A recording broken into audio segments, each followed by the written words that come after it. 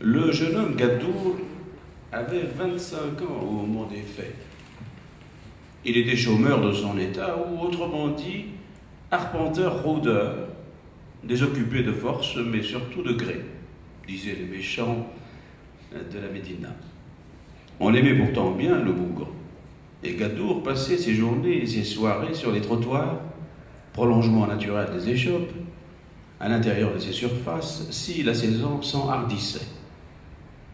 Comme il était prompt à servir, sa spontanéité lui valait un café par-ci, un narguilé par-ci-dit, et le temps passait en blaguant.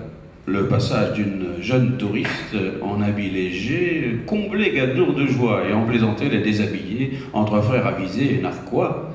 Qu'a-t-elle donc à se montrer, ma foi? Ceux-là, en tapinois, comprennent la touriste ou ne comprennent pas. Cependant, les jeunes autochtones, imitant leurs congénères étrangères, les tissus des unes, celui des autres, les plaisanteries alternèrent d'abord avec les indignations, les lazis avec les protestations. Puis, en dépit de la mauvaise humeur des hommes, les jupes autochtones continuèrent de raccourcir, cependant que les mâles cessaient de rire. On invectiva enfin les effrontés, à qui l'on finit par cracher au nez. Mais le gouvernant, ô objection des temps, fit poster ses hommes dans les rues, aux abords des échoppes.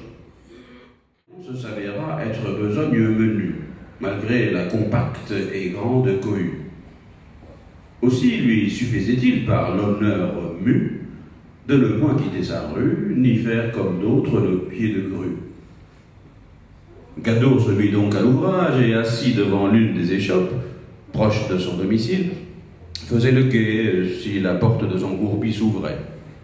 Ses sœurs étaient désormais averties, devant père et mère, qu'à jupe raccourcie, sortir est interdit. « Entends-tu? Dis, ou je te maudis par le mollah, par le Mehdi. » Les jeunes filles disaient « Oui, c'est oui, notre grand, cher, c'est cher Sidi, mais oui. » Gadour tint d'abord la promesse de ses sœurs pour soupçon, mais à mesure des jours passant, l'acquiescement des sœurs devint serment. Le grand frère ne fit donc plus sa surveillance que comme un devoir contre-pitance, et les sœurs s'en enhardirent, accourcissant chaque jour sans repentir.